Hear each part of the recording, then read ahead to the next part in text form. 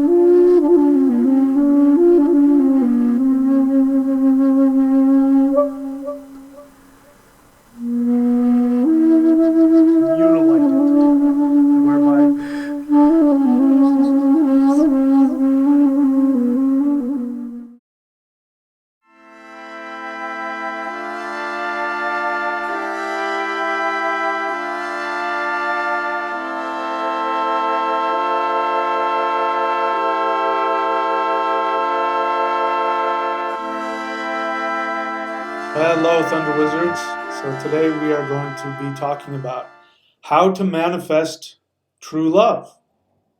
I can already hear the wincing and the sarcasm as I say that. So I just want to address, our beliefs about love, because we have to address that first, because this is everything. Your assumptions about what love is and about what the universe is going to dictate whether or not you have love in your life. So, before we go any further, let me once again summarize the base belief that I believe is necessary in order to have success in terms of manifesting, period. So remember that we have three minds. We have our conscious mind, our subconscious mind, and our unconscious mind. Conscious mind is what's listening to me now. The subconscious mind is the part of you that remembers your phone number, your social security number, your address. You're not thinking about it, but when you need it, it's right there. That's in the subconscious mind. The unconscious mind is all the other stuff that you're not aware of. And this is where you hold your beliefs. You may have some conscious beliefs about love, but it's really the unconscious beliefs that are important, because that's going to drive what you allow yourself to create, to manifest, to attract, all that kind of good stuff. So let's go back to the basic theory of what I'm teaching you. Remember, assumptions are everything. If you assume that if you walk off the edge of a cliff, you will fly, then that is going to have an effect on your life. If, however, like the rest of us, you assume that if you walk off the edge of a cliff, you will fall to your death, then there's a good chance you will stay alive. People who have the false assumption that there is no gravity or that they can fly, um, those people tend not to live very long. Bottom line is they have an incorrect assumption about how the universe works. If you have an incorrect assumption about how the universe works in regards to love, you could end up just like them. So that's maybe a good analogy. Perhaps every time you've fallen in love, it's been like falling off of a cliff to your death. Or perhaps you're just not able to find anybody. Maybe no matter how hard you try, you can't seem to find somebody to love you. Well, let's go back to the basic assumption that I'm teaching, which is the universe needs you to be happy. Let me say that again. The universe needs you to be happy the same way that you need to breathe or drink water. I'm breathing, continuously. So one of the, our heart continuously beats throughout our life, and we breathe continuously. If we stop doing either of those things, we die. The universe is the same way. The universe needs the joy experienced by conscious beings in order for it to exist. So that means the universe has a vested interest in you finding love. You need to be loved, right? So the universe needs you to find love. So if you're not finding love, then based on that assumption, then there's only one person responsible for that, and that's you. So, sorry, if you want to be a victim, I can't help you. I feel for you. I've felt probably the same ways that you have. So maybe you have some conscious blocks to love, and that would be, beliefs. There's no shortage of men out there who believe that women are only interested in their money and want to use them as sperm banks so that they can use them to have children and then divorce them and take all their money. And so there are men who will say, well, if you don't have any money, no woman is interested in you. There are no shortage of men out there that talk like that. Women, they have their own beliefs. Maybe they have a stereotype. Men are just interested in sex, and men only treat women like objects, and we're only here to be breeders for them or to clean up after them. And if that's your assumption, that's what's going to happen for you. So my question for you is, are you ready to get rid of any of those beliefs? Because without getting rid of those beliefs, it's going to be challenging for you to find true love.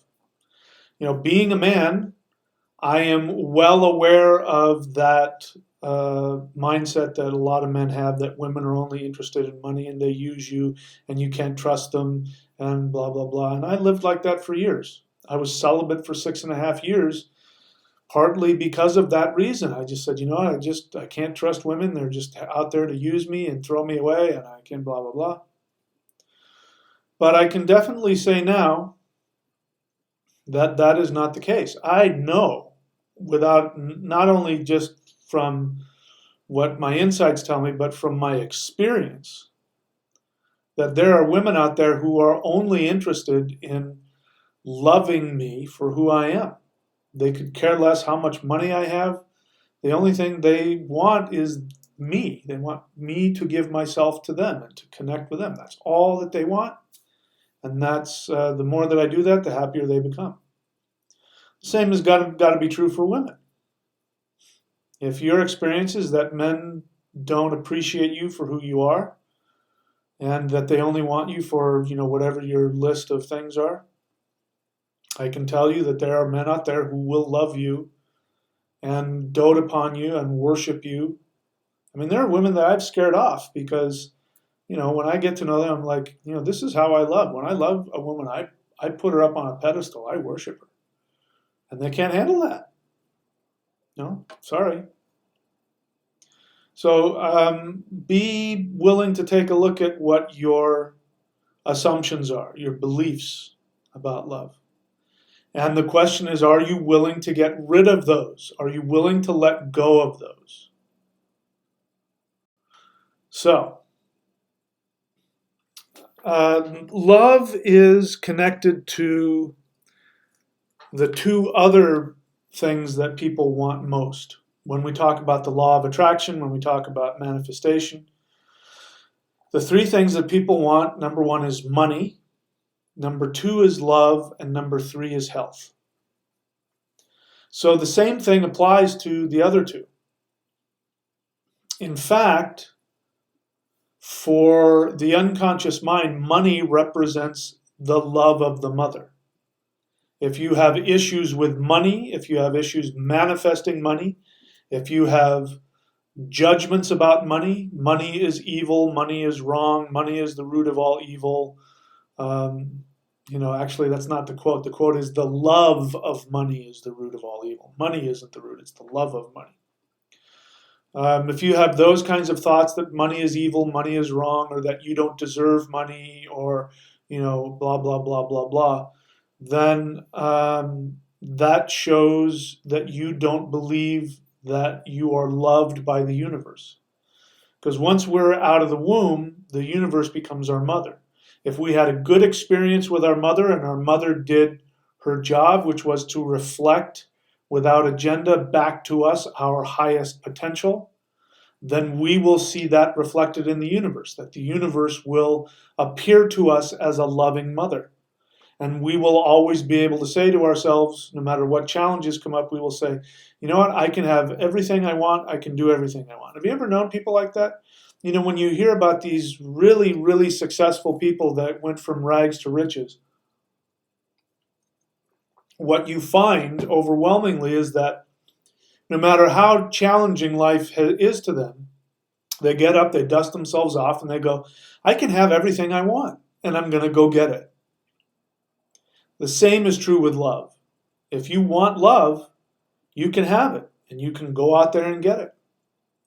Unless you have these unconscious assumptions that I can't trust women, I can't trust men, people will only hurt you, the universe is a cruel place, you can never trust anybody. If you open yourself up to people, they will betray you and lie to you. If you have this going on, then it's going to be challenging. So the point is, you've got to go back and look at your assumptions about what love is. Because this is the same message that same message about money and health, is the same as about love.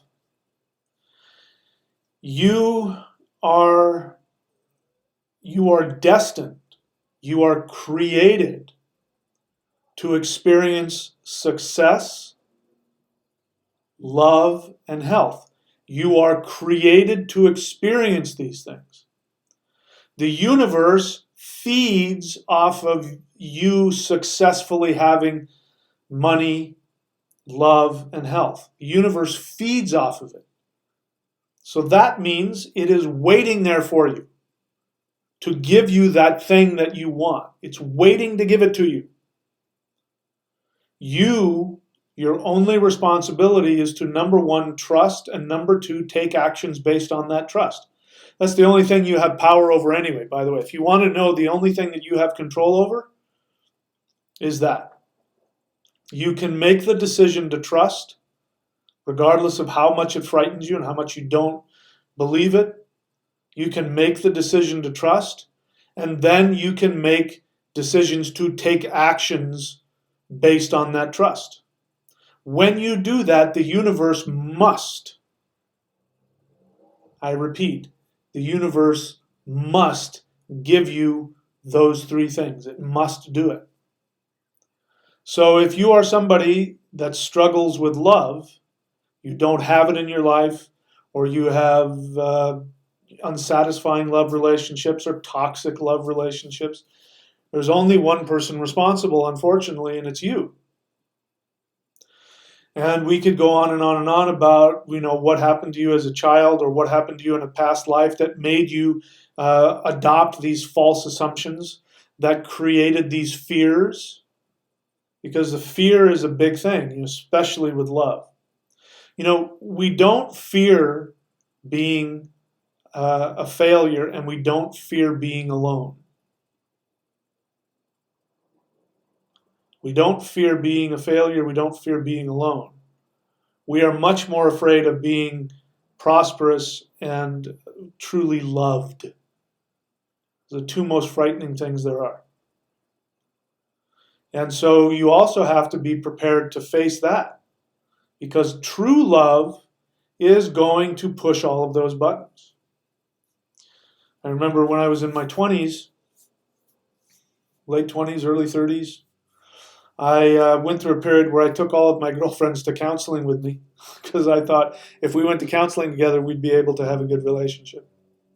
And sometimes that works, but it also turned out not to be true. In the case of my ex-wife, we were in counseling the whole time. It didn't save our marriage, so I don't require that of my girlfriends anymore, unless they want it. But I remember taking this girl to counseling, and she was saying to the counselor that I was challenging because of, I had all these emotions and I had to talk about them all the time. And, right? You'd think a woman would want to hear all your emotional stuff, but she didn't for whatever reason.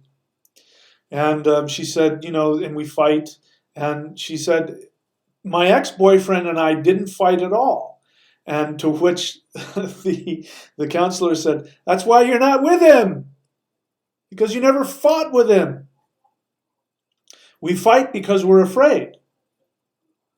And we're afraid to let go of our narcissism.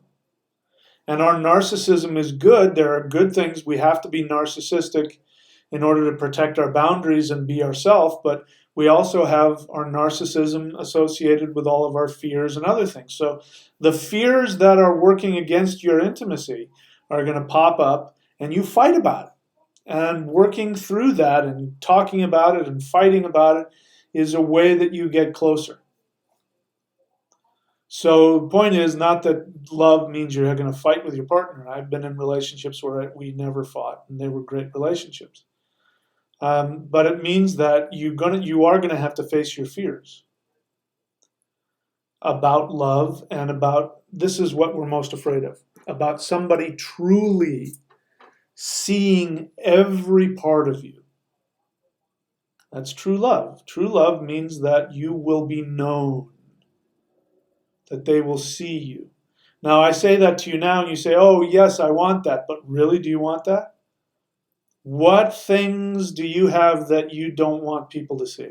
Because if they saw that about you, they wouldn't love you. We all have them. I'm grateful enough that I had an experience where I was with somebody that knew absolutely everything about me, and she loved it. Whereas that wasn't the case with other relationships. The more they got to know me, they found things that they didn't like about me, that I had to feel guilty about, which I no longer feel guilt about. Those things are, it's a smorgasbord. You either like it or you don't. Some people like chicken, some people like fish, some people like beef. So, this is about manifesting true love. So my main point in all of this leading up to it is that you have to change your assumptions about love. You have to be willing to change your fundamental assumption about the universe. And it's okay with me. I don't want you to magically, you can't make your fears go away. You can't make your negative feelings go away. You can only accept them and take action that is contrary to them. So if you're afraid of being loved and being known, you are going to have to take actions to let people see you and get to know you. Now, there is a technique that I have discovered, that I have used, and I continue to use, which in my experience every time will result in you finding love. And so we're going to talk about that in the B video. This is the A video, and there's a B video. For all the manifestation videos, there's an A video and a B video. For more information about that, you can go to neo.thunderwizard.com or go to manifestation.thunderwizard.com. But I want you to, in this video, first and foremost, just understand that love is a given. It is as available to you as oxygen. No matter where you are on the planet, you can breathe. It's free. Nobody will charge you for oxygen. They can't. No matter where you are, you can breathe. No matter where you are, you can be loved. And as we've talked about earlier, the universe wants desperately for you to have that, because when you feel loved, the universe gets its nourishment from your happiness. So I just want you to listen to yourself. And so for this video, what I'd like for you to do is to go ahead, when this video is over, what I'd like for you to do is I'd like for you to go and write down, be honest with yourself, and write down all of the fears that you have about being loved and all of your stereotypes. Men are no good, men cheat on you, women, are here to steal your soul. Whatever it is, write that down. Write down your fears. Then what I'd like for you to do is to understand that all of those fears and all of those stereotypes are, I'm not going to say irrational, because there are people who will fit those stereotypes. But remember that every person in your life that has come into your life that has fit those stereotypes, they are simply only responding to your projection about the universe anyway. That's all they're doing. So if you've got people in your life now, if you're in a dysfunctional relationship now with somebody that you don't feel that loves you, assuming that you're right, I don't know if it's true or not, but I'll give you the benefit of the doubt, assuming that you're right and they don't love you and they mistreat you, they are only responding to the projection that you have put out there, which means that you had an unconscious assumption that people in relationships only do this, this, this, this, and this. And sure enough, somebody who only does this, this, this, and this showed up. And if you remember, in the beginning of those relationships, most of the time, oh my God, he's the one, she's the one, my soulmate, and then you get to know them and you find out, holy crap, what the hell have I got myself into? It's easy, it's fun in the beginning until you find out the true character of the person. So, write down all those things, and then in the next video, in the B video, I am going to share with you a foolproof technique that will bring to you your deepest, most passionate love. I will share with you why this technique works, why it works the way it does. I will share with you what you can expect in order for your own growth. This technique will not only bring you the partner of your dreams, but it will also kickstart your spiritual evolution. If what you want is enlightenment, this technique will kickstart the process so that you will start to grow towards your own enlightenment. And I use this for everything, as I've said before. And I use it to this day. Every single day I use it. So we'll talk about that in the B video. Remember, the A video here, we talk about the theory, and it's free to everybody on the channel. In the B video, I give you the hacks. If you're really serious about it, then I want you to go to manifestation.thunderwizard.com. And you're going to be taken to the thunderwizard.com page, which is a Patreon page. On the right-hand side of the page, I want you to scroll down until you see Manifestation Mastery Course. I want you to click on that and sign up for that. And then you'll have access to all of the B videos, which will tell you the specific techniques and the tools to solve the problems we talk about in the A videos. But it's going to do more for you than that. It is also going to give you access to live question and answer videos. I do live question and answer videos on this free YouTube channel, but we get a lot of looky-loos and a lot of newbies who have a lot of general questions. And I love talking about those, so I love doing that. But in the Manifestation Mastery course, the live question and answer videos are going to be tailored to people who are following these videos, who have been following the practices that I teach. And you're going to have deeper questions that require deeper answers and more specifics. And it will be as though you're getting a one-on-one with me, which most people pay for. So go to the Manifestation Mastery course and click on that, and then you'll have access to the B videos and the live question and answer videos, which will start later this month. We're in the beginning of March 2019. All right, so I will see you on the B video, and I will give you the secret and the technique that works every single time for helping you to manifest true love. See you over there.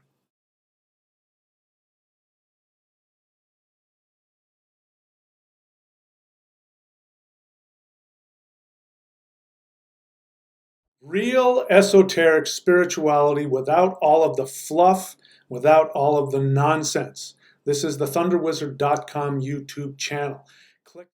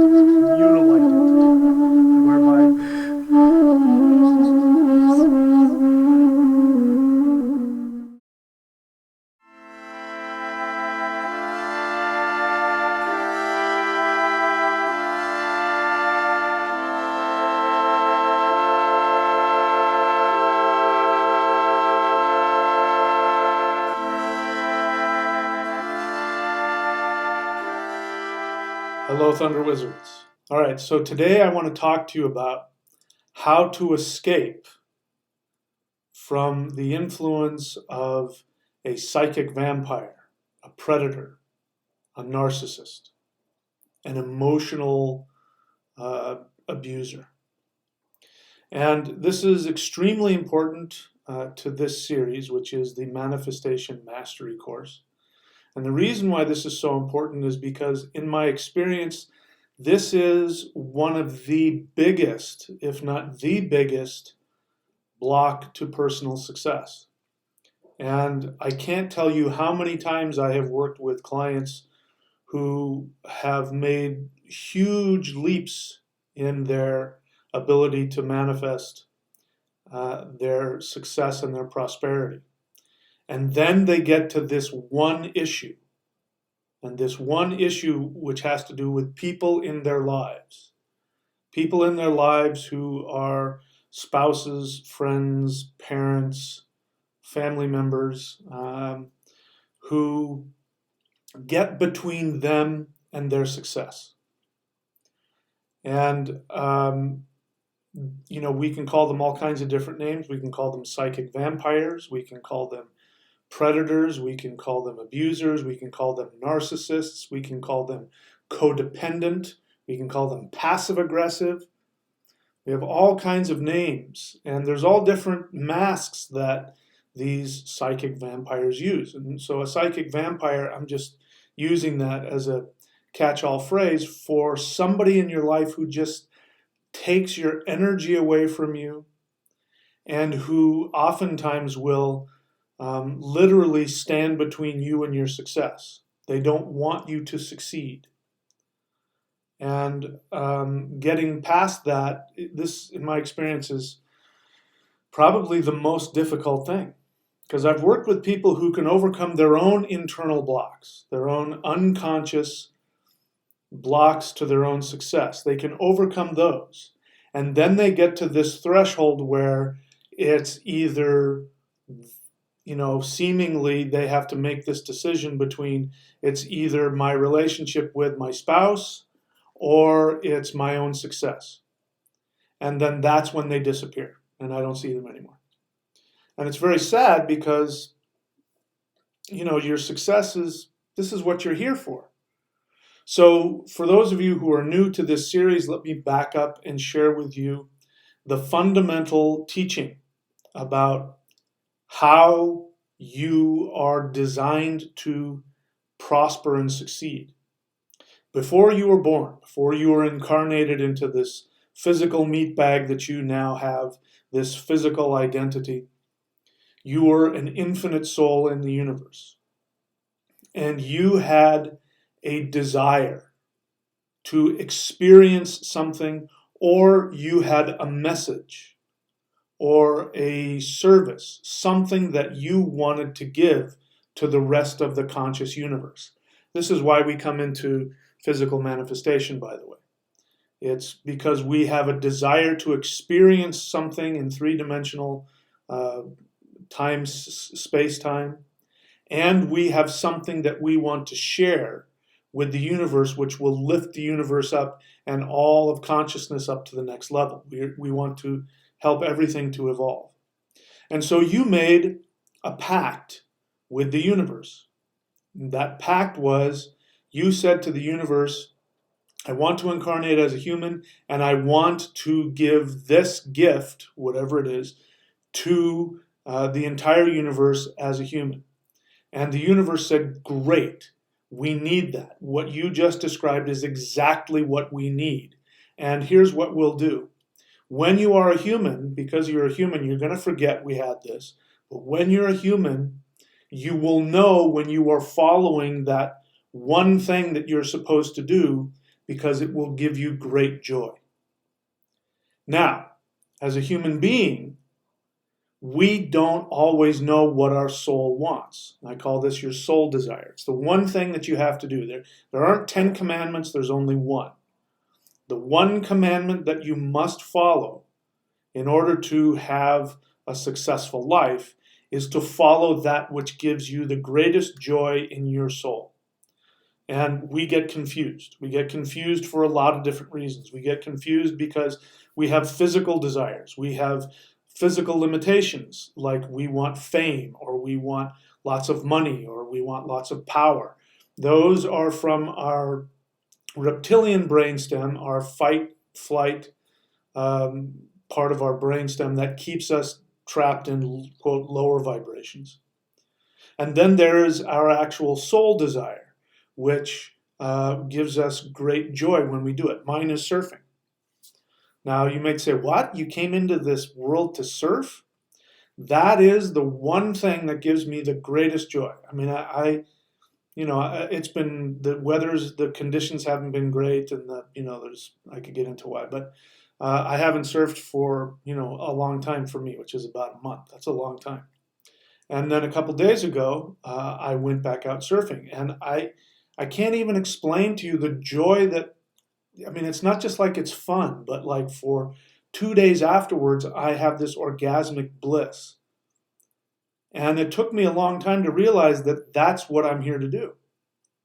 And then I have my sole purpose, which is what I'm doing right now, which is what I do in order to be able to get the resources to do what I want, which is just to surf whenever I want and to spend my life surfing. In fact, I'm about to take off for at least a year, maybe a year and a half, and I'm going to travel around the South Pacific, and I'm going to surf while I do my soul desire. As long as I have a laptop, I can do this work, and it funds my ability to follow my greatest joy.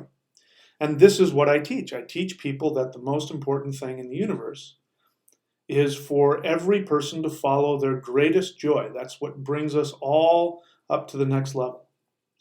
Now, that sounds very simple, but it isn't always very simple. It is simple. It's not always easy. And the reason why it's not always easy is because we also come here to learn and to grow. The soul wants to expand and grow.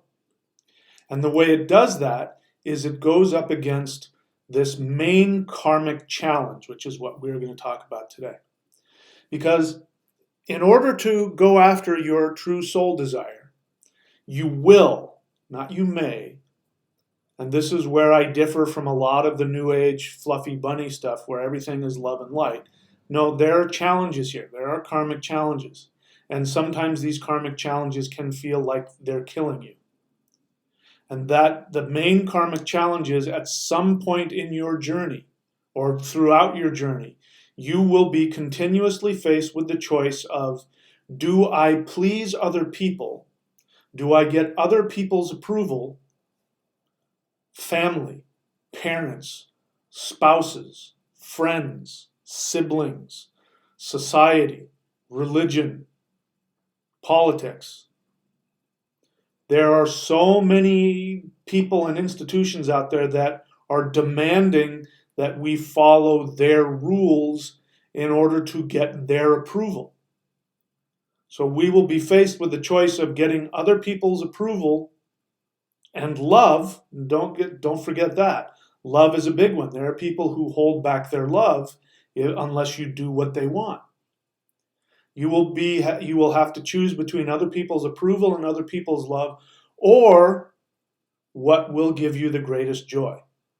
Now, it doesn't mean that you're always going to be by yourself, because when you continuously take action and make choices to go after what makes you happy, regardless of what anybody else says, then guess what? You start to attract people who are on a higher level, who will actually reflect and support you as you go towards your true joy.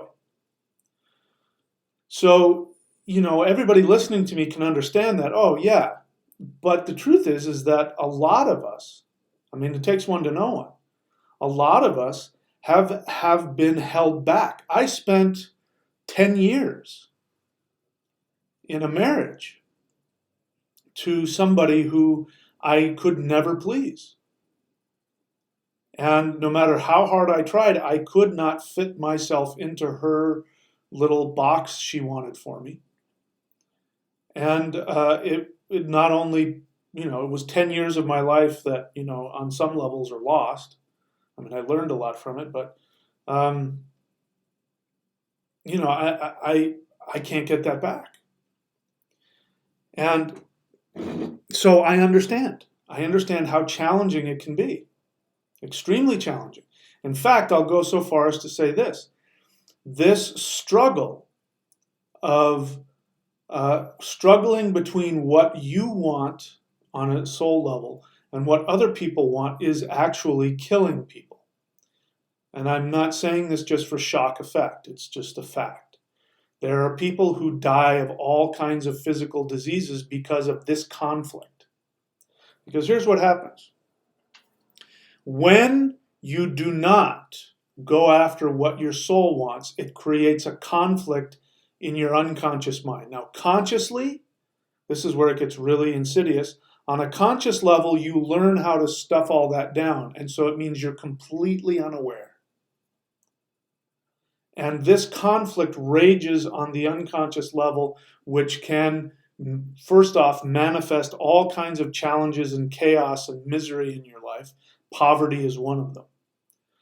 But it also will create a physical imbalance because that conflict will get lodged in various places in your body and cause all kinds of diseases, including cancer, among other ones. So people actually die from not following their soul desire. Again, I'm not trying to say this just for shock effect, it's just a fact.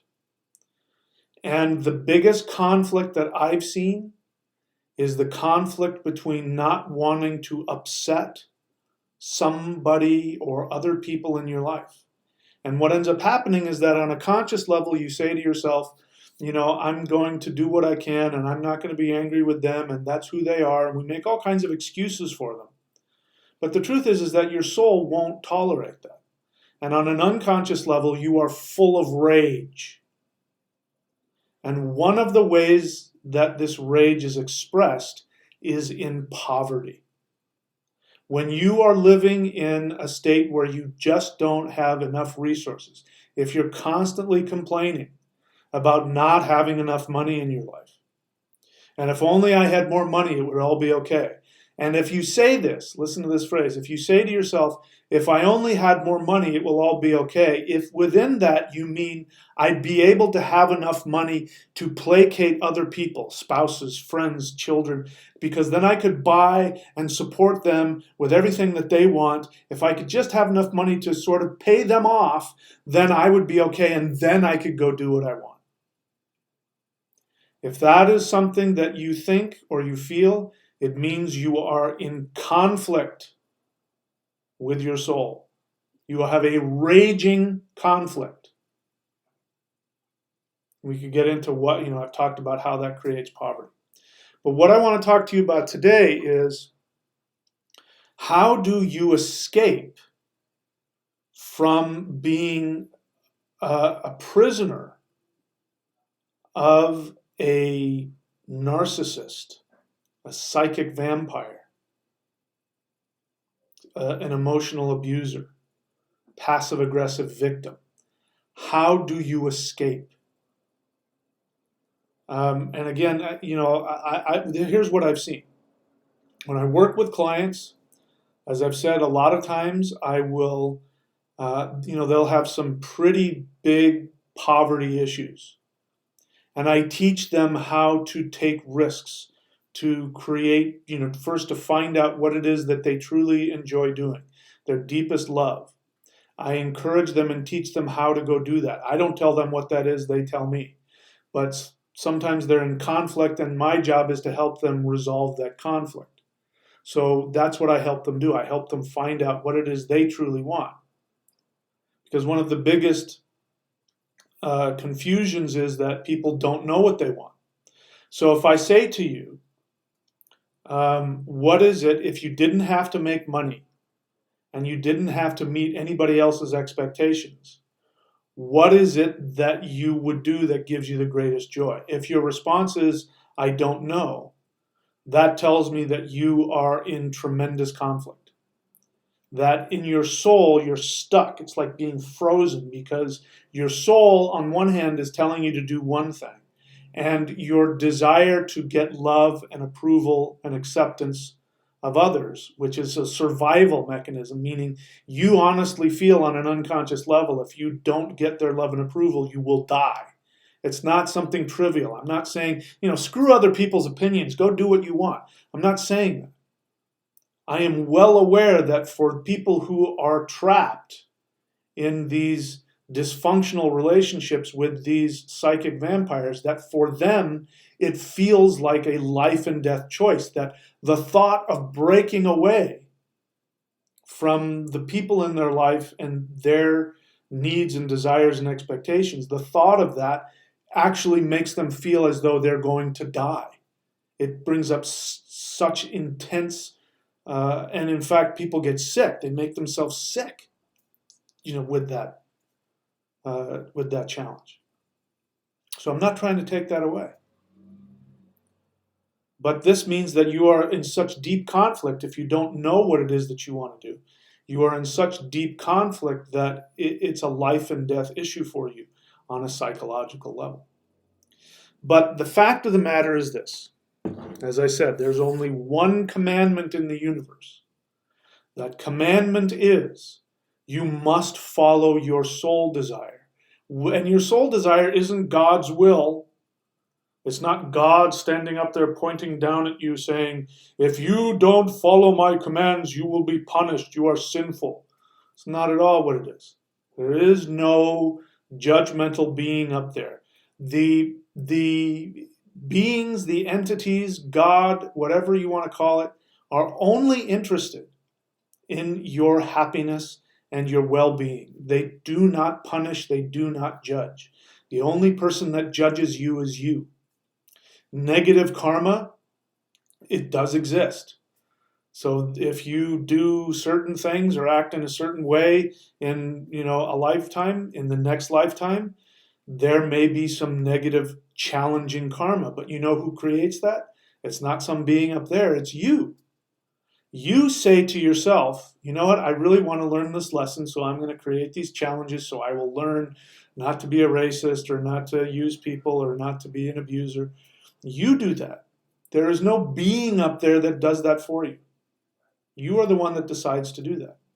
So the easiest way, if you want to know how to achieve enlightenment, if you want to never be born in this space-time again, I am telling you the way out. The way out is find out what your truest soul desire is. And the way you know what that is, it's the joy, something that gives you the greatest joy. And go do that. And very often, if you have a challenge in this regard, you are going to feel guilty over doing what makes you happy. This will be a big challenge. You'll feel like a bad person. You'll say that's silly, or that's selfish, or that's impractical. If I went through all this talking about the most important thing is to follow your soul desire because that's the gift that you've come to bring to the world in order to help all of the consciousness rise to the next level. And then I tell you that my soul desire is to surf. It would be very easy for me to say that that is just so silly. That's so selfish. It's just a hobby. How can that be your soul desire? It doesn't matter. It's the thing that gives you the greatest joy. You ask yourself the question, well, if I go after that, then, I'm not helping other people, or, those kinds of thoughts and problems go on in your mind. But you never have to make the decision between what is best for you and what is best for others. The universe will never put you in that position. So if you're asking yourself that question, but if I do that, is that being selfish? And, shouldn't I be more selfless? Then you're in denial. You are in conflict. The thing that gives you the greatest joy, no matter how silly, no matter how inconsequential, no matter how impractical, that is the commandment that you are here to experience. And when it comes to manifestation, it is the most important thing towards your financial success. When you go after that, and I know this because, I see this. When I go surfing, especially if I haven't surfed for a while, because I'm here working and I'm trying to make money, so I'll deny that desire to make some money or try and make some money. And then I'll go, gosh, money isn't coming fast enough. I go surfing for 2 hours, which takes me out of the game for at least 24 hours because then I'm going to be really tired and I'm just going to want to lie in my bed and watch Netflix because I'm 55 years old and I go out there and surf like I'm 25 and my body says now we're going to rest for at least 24 hours. So it takes me out of the cycle of wanting to work and get things done.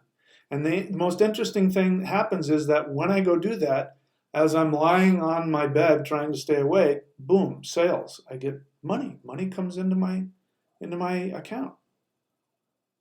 It's the strangest thing. That's the universe saying, good, keep doing that. We will support you to do what you want. Go do what you want. That's the most important thing. Now, of course, when I'm happy and I'm satisfied, I do much better work. I do much better videos. So that's the same thing for you. So again, I'm getting off track here. I want to lay the foundation so you understand.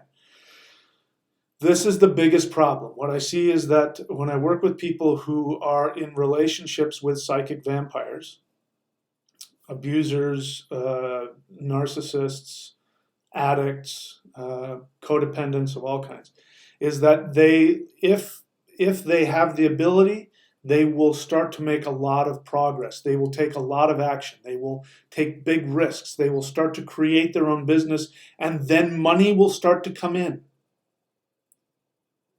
And then what ends up happening is that their spouse, their parents, their partner, their friends, or just the, whatever it is in their own mind that represents that, will stand up and start getting in the way and start criticizing or causing chaos or doing something, maybe outright telling you, I don't want you doing that anymore.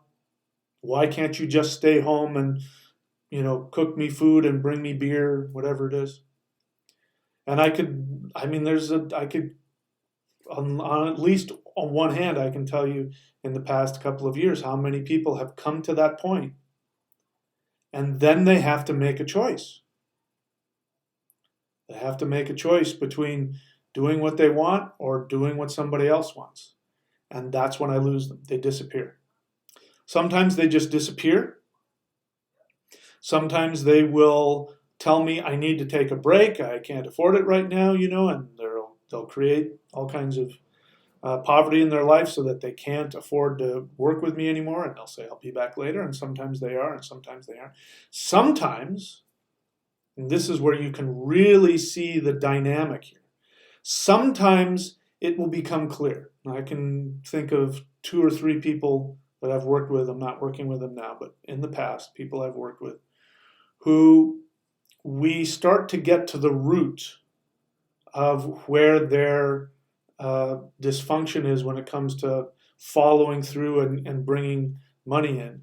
And what will happen is unavoidably, I'll start listening to them talk about their spouse. And, I'm not talking about one individual, but here's, in case you think you're unique, if this fits you. I've heard this many times from many different people who will start saying how you don't understand, I have to do everything. I am the one who goes out and, we're living, and this isn't just one person, multiple people have said this. We're living on, some kind of welfare or some kind of government assistance because we're both sick and I have this problem and he has that problem or she has that problem and we're stuck right here and you don't understand, I have to do everything. And they complain about how they're the one doing all the cooking, they're the one doing all the cleaning, they're the one who is paying all of the bills. And, I give money to my partner and he or she spends it on clothes or, guns or video games or, car stuff, their hobby. So in other words, all the money just disappears. It gets sucked out and just disappears. And we end up spending a lot of time listening to them complain about how their spouse is not contributing and taking all of the money away. And, after a while, if I get to the realization, because sometimes people say that and that's not really the case. You find out something else is going on. But if I find out, if I become convinced after a while that that's the case, then I say, well, we're spending a lot of time talking about your spouse and listening to you complain about your spouse. And I say, so you have to make a decision here. What's more important to you? Is your relationship more important to you than your prosperity?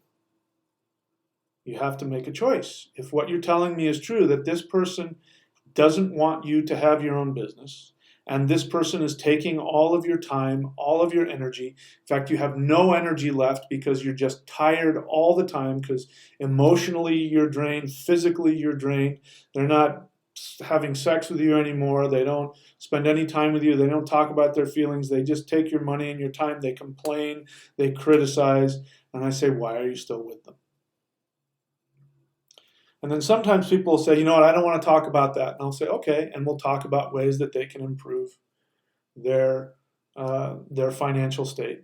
But at some point, we always end up coming back. And in some cases, like I said, some of them will say to me, I need some time off because I've run into some money problems and I'll be back when I have more money. That's one of the things they say. Another thing that they say is that they just don't want to work with me anymore and they disappear. So they don't say anything, they just disappear. And then I have to email them or find out, where did you go? And I find out that they just disappeared.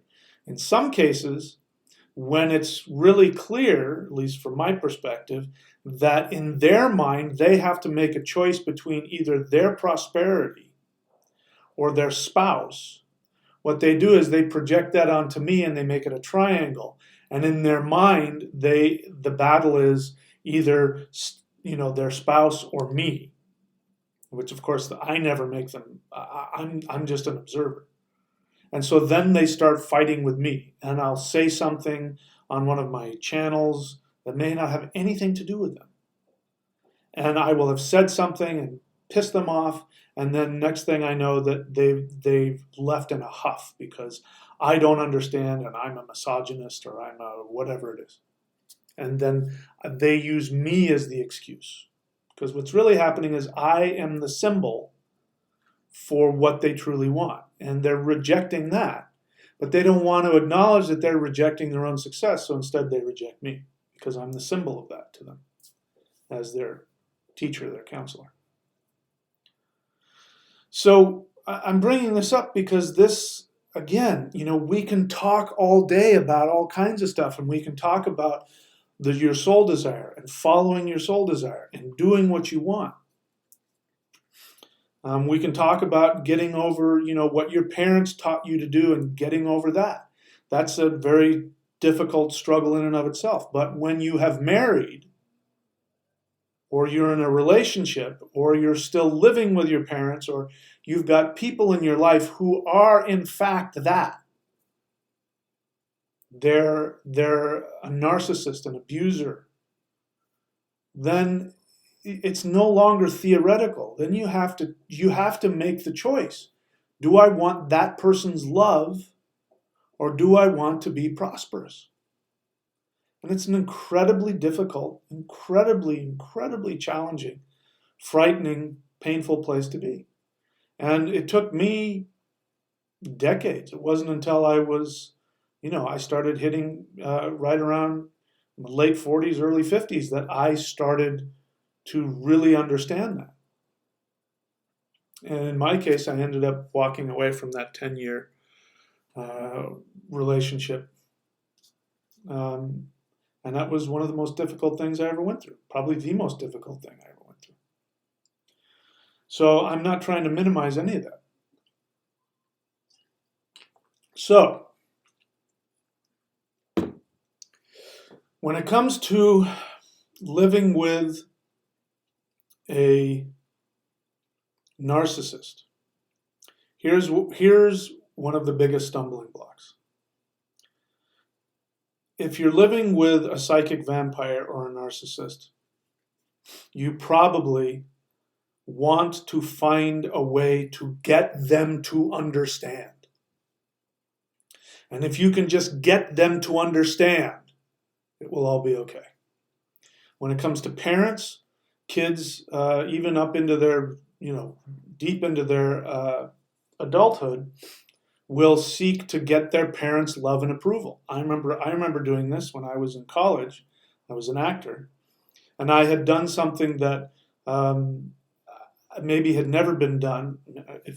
I don't know if it had or not, but as a freshman, undergraduate, I started landing lead roles in the department's public performances, and that was a big deal because those only went to the master students.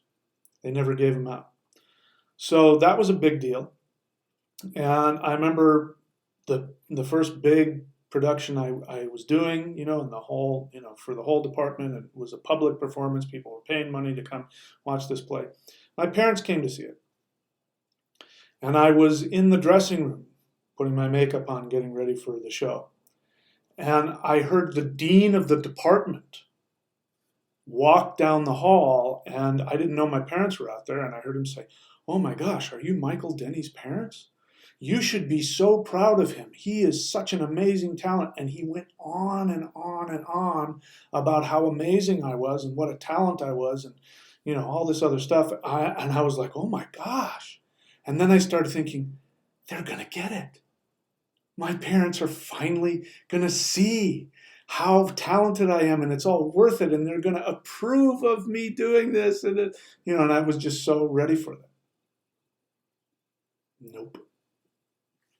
No, in fact, on the way there, I had to listen to my mother ask me why I was so egotistical and why was I so interested in people clapping for me, and my dad telling me that I hadn't made it yet, and it was just devastating.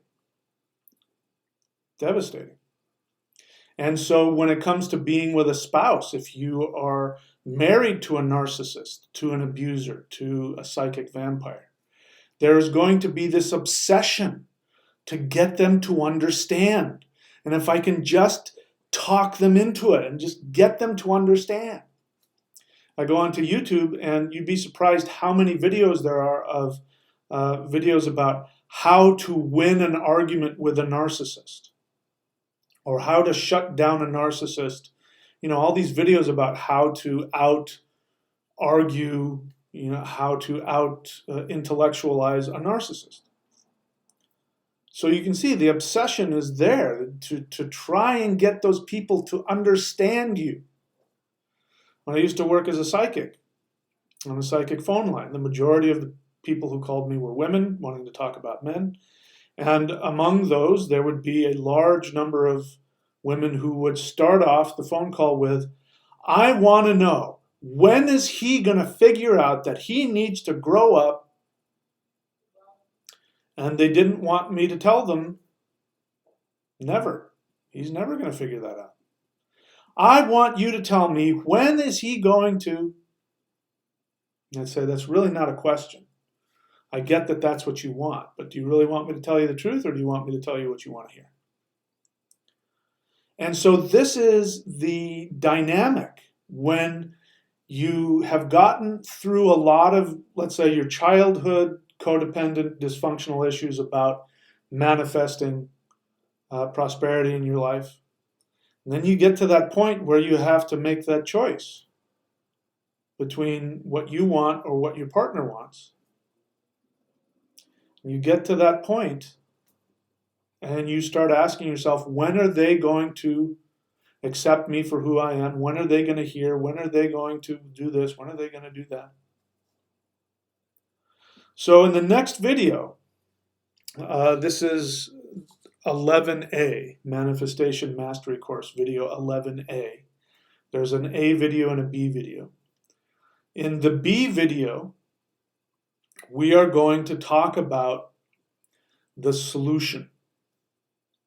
And I'm going to answer the question, how can you get a narcissist, a psychic vampire, a passive aggressive, a victimizer, an abuser?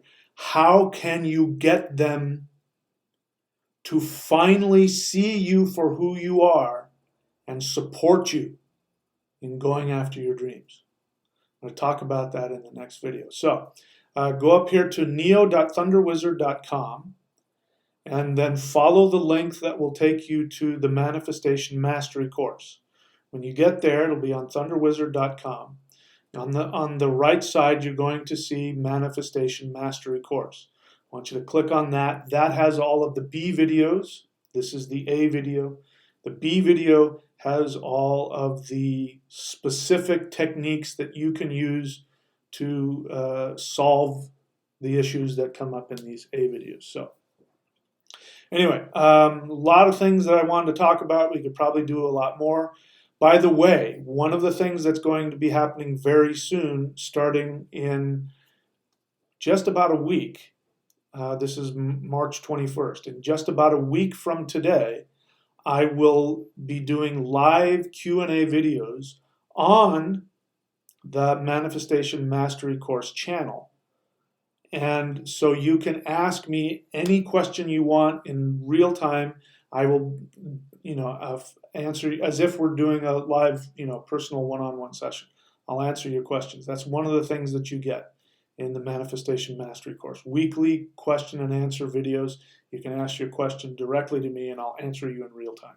So to watch the B video and have access to the live Q&As, go to neo.thunderwizard.com and just follow the instructions there. I'll see you in the B video where I'm going to tell you how you can get the abuser, how you can get the narcissist, the psychic vampire, to finally understand where you are. Talk to you in the next video.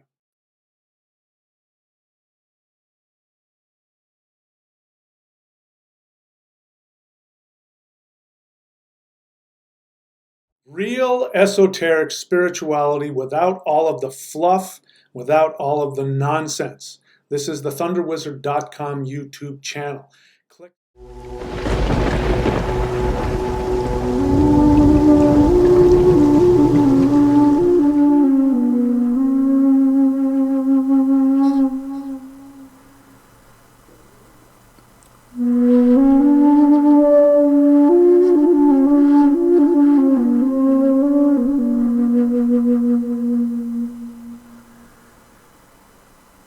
Unilike entity,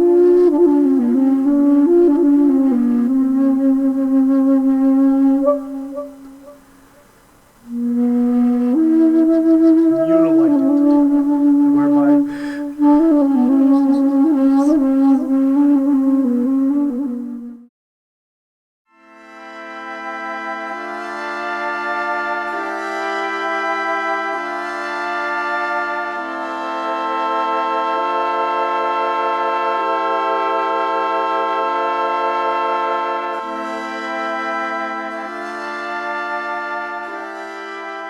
hello, Thunder Wizards. So today we're going to be talking about a manifestation ritual using rune magic in order to manifest large chunks of money. I've chosen $10,000 because that is, if you ask a lot of people, if you could snap your fingers and have, a certain amount of money to deal with problems, what would it be? $10,000 is one of the most popular answers. It's a round number. It makes sense. It fits in the brain when you say it. It feels like a lot, but it doesn't feel like some unattainable amount. So that is the amount that I've chosen for this, but don't feel attached to that. And I'm going to explain some things. So this video is for those people who need the nuclear option.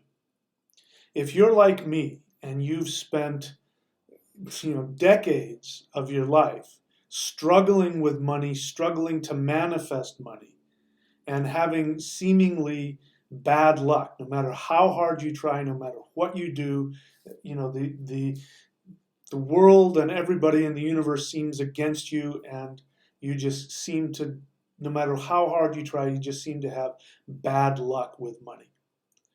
And obviously, if that's the case, then you probably have debt, and anyway, this is for you.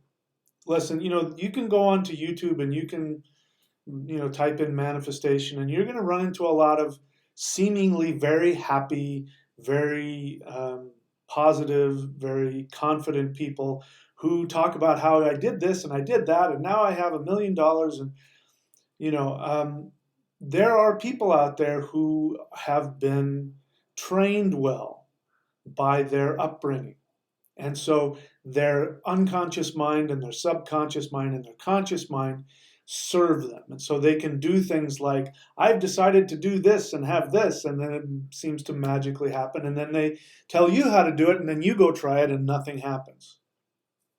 So this is the nuclear option if you're like me, because I am one of those people that, for the majority of my life, up until very recently, no matter how hard I tried, no matter whether it was hard work or having the right job or marketing myself or manifesting or meditating or positive affirmations, nothing seemed to work. In fact, nothing did work. Now, in the Manifestation Mastery course, which if you want to learn about that, you can go here, I teach you why that is.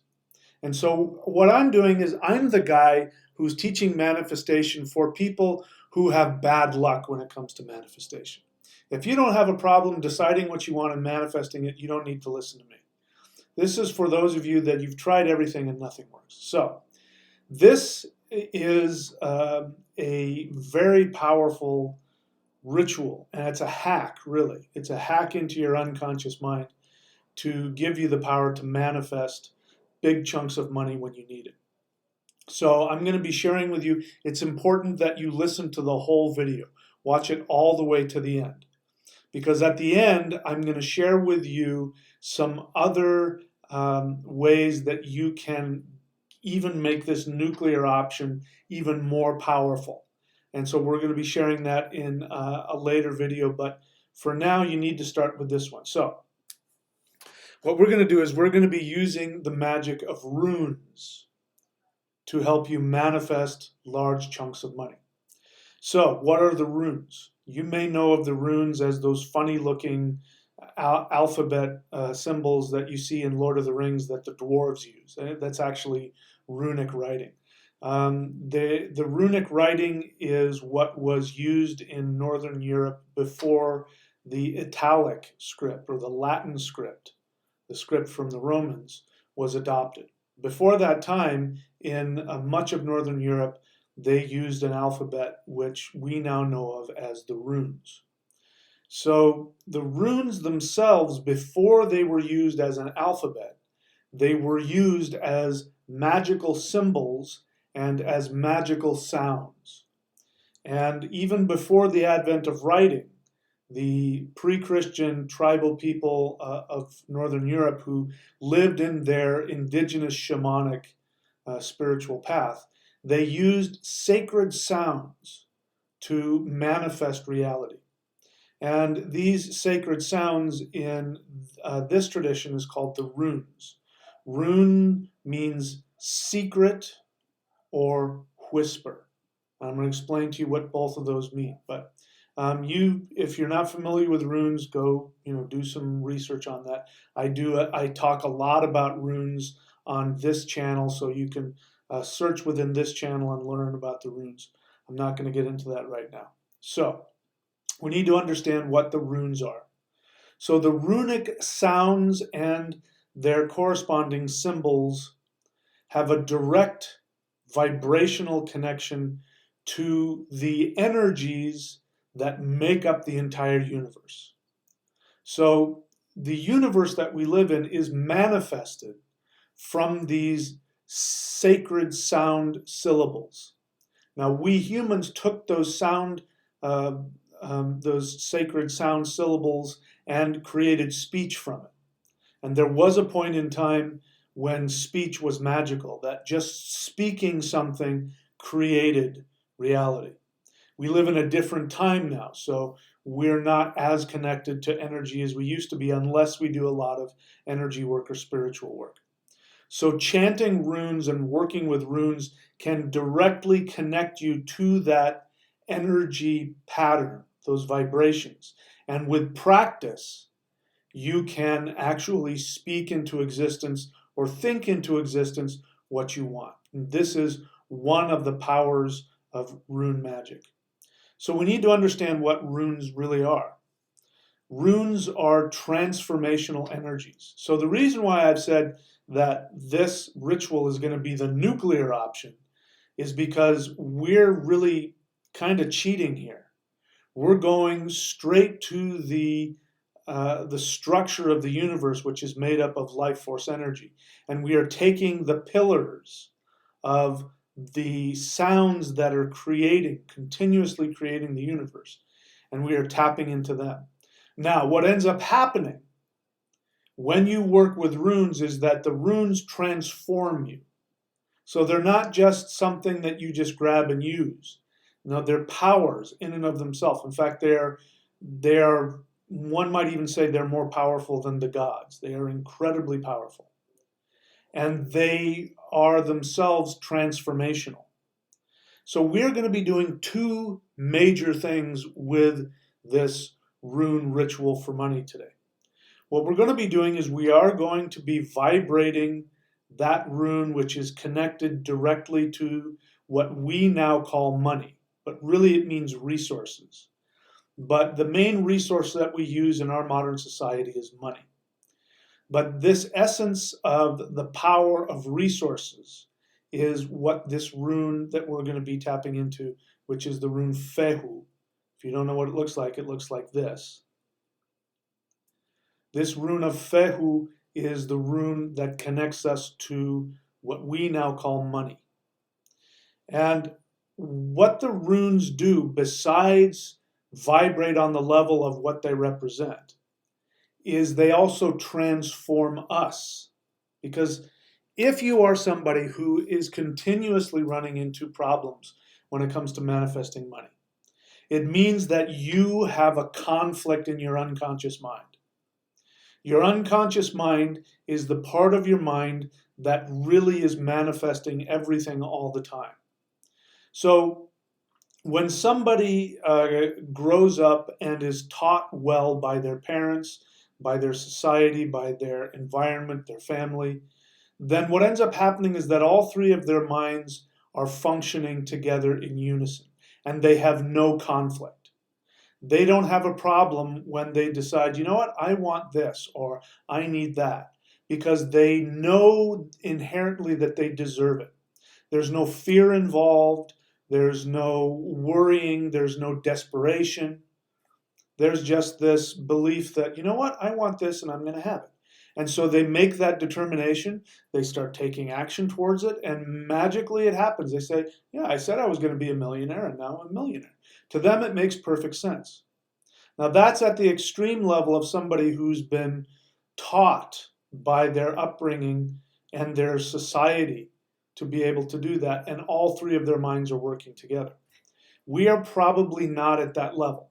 We're somewhere in some range, either close to that or far away from that. Now, if you're like me and you've struggled most of your life to manifest, it means that there is a conflict in your unconscious mind. So you can say, I want to do this, or you can chant this, or you can, give yourself positive affirmations, or I believe, and you can stir up all of your feelings. I feel good about money, and nothing happens. It means that what normally would work for somebody who is well put together and who's in alignment with all three of their selves, for you, what happens is that there is a conflict, there's a break. And so for you, you don't understand. Why does nothing work for me? So this is going to be the nuclear option for that. And we're going to be doing two things. We're going to be tapping into this magical energy force, which is directly connected to resources. And we're going to be using that not only to manifest what we need in terms of resources, but we are also going to let that power transform us. Because the runes exist on a plane where there is no conflict. We talk about people not being authentic. And in order to function in society, we all have to be inauthentic at times. When you go to the store and you're in a bad mood, and the person behind the counter wants to, pretends to be your friend, which is when I was, I'm 55. And so when I was a kid and growing up, what happened is everybody called you ma'am and sir, and they were there to serve you. And now the thing is, for some reason, everybody behind a counter has to pretend to be your friend. And I can tell they've been trained to do that. You go in and you're bagging up the groceries and they say, so are you going to watch the big game tonight? Have you got anything planned for today? You can tell they've been trained to do that, because now what people want is people want to be friends with you. And I don't want you to be my friend. You're there to just simply bag my groceries, or, it's nothing personal. This is business. Please don't try and get into my life. So that annoys the crap out of me.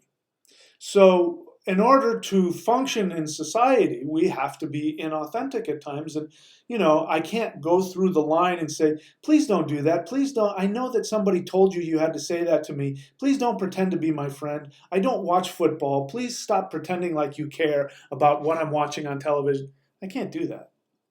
If I were to be that authentic, I wouldn't be able to function in society. And at some point, somebody would crack me over the head or lock me up just for being so, contrary. So, there are times when, as I go through my day and somebody says, so do you have any big plans for the weekend? I'll say, no, not really.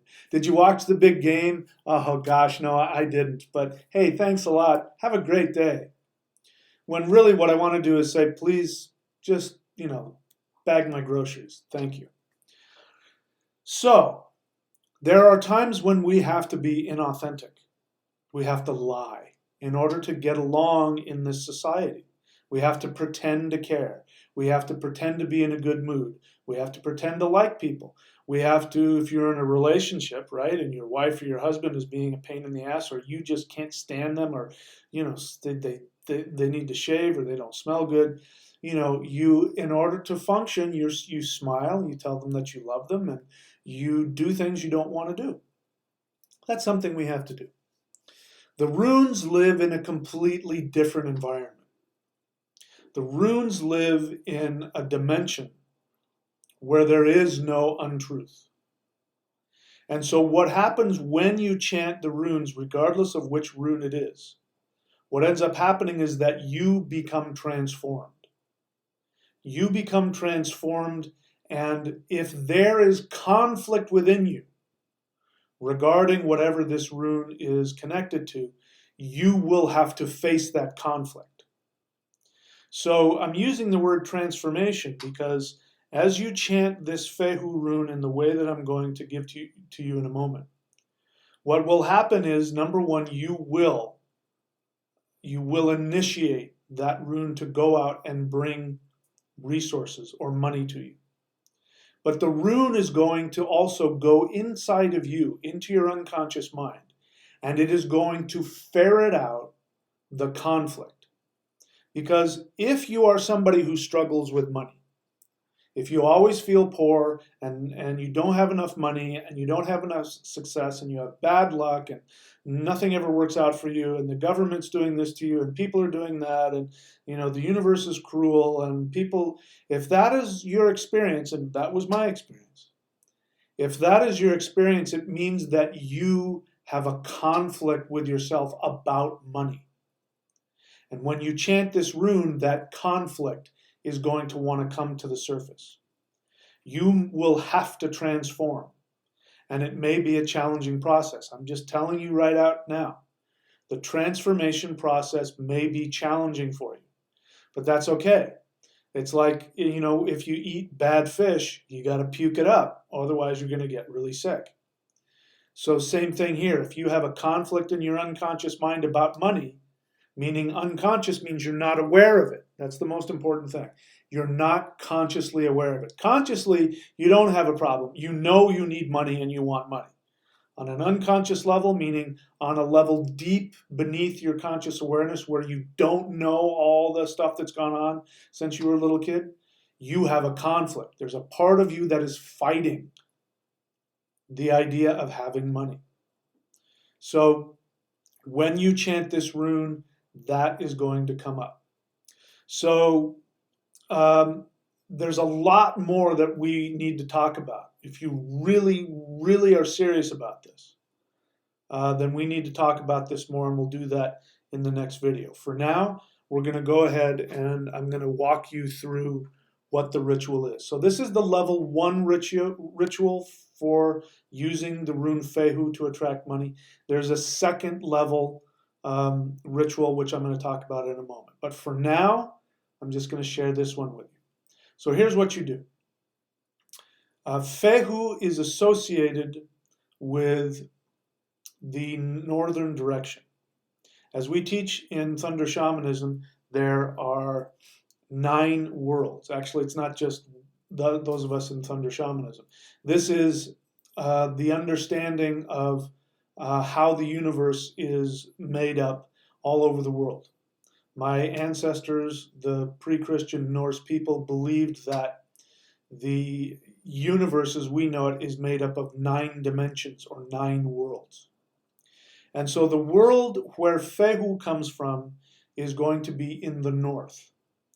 And I don't have time to talk about it now. I'll talk about it in a later video. Or you can, if you want to, you can go onto my channel and you will find why Fehu is placed in the north. We won't talk about that for right now. Just take my word for it. That's where you want to place Fehu. Fehu is connected with the god Odin. Odin is also connected with the north. And the north is the realm of the primordial waters, the waters of life. These waters are not waters as we know them. They are waters in the sense of they bring nourishment to help the rest of the universe manifest. It is energy as it's coming into manifestation. It's not quite manifested yet, but it is now beginning to manifest, so technically it is part of the manifested universe. The energy that comes before that is what my ancestors called Genungagap, or the yawning chasm, or the void. The void isn't emptiness, it's pure potential that hasn't manifested. We can't survive in the void because we'll be torn to pieces, because we are individuals. We have identities, we have bodies. So if we were to go to Genungagap, the void, we would, literally explode into nothingness. So the first aspect of the void coming into manifestation comes in the north, which is the waters of life. And this is still, we couldn't physically go there. If we went into the northern world, the northern dimension, the dimension of the north, what would happen is we would still come apart, because this is energy that's just beginning to manifest. But this is where resources come from. Resources are coming into manifestation. And so if you are without money, it means you need to manifest. You need to bring into your reality something that doesn't exist yet. And so this is one of the reasons why Fehu is in the north. So what you're going to do is, you're going to do one of two things. You're either going to go outside somewhere, if you can, and go to a body of water. Like for me, it's real simple. I walk down to the beach, there's this big giant ocean. But maybe you have a river or a stream or a lake or a pond. It doesn't matter. As long as it is a pleasant place for you to be. Like a swimming pool, maybe not, but some kind of natural source of water, clean, fresh water, where if you go to it, you feel refreshed. This has a connection to the power of the waters of life.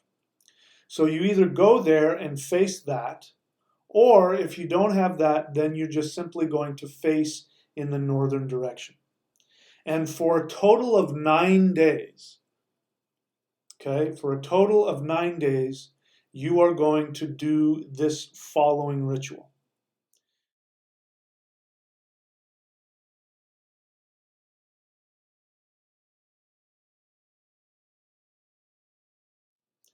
You are going to face the north, and you are going to say, Odin, Vili, and Ve, I invoke the power of Fehu to bring to me $10,000. I surrender to the transformation that is necessary to make this happen.